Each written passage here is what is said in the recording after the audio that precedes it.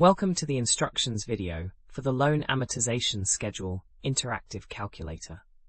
This calculator helps you understand exactly how your loan payments are divided between principal and interest over the entire life of your loan, giving you a complete payment-by-payment breakdown. To use this calculator, you'll need to enter 4 key pieces of information. First, enter your total loan amount in the principal field. Let's use $200,000 as an example. Next, input your annual interest rate as a percentage. We'll enter 6%. Then specify the loan term in years. 30 years is common for mortgages.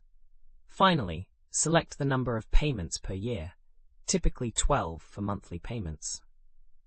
Once you've entered all values, click the Calculate button.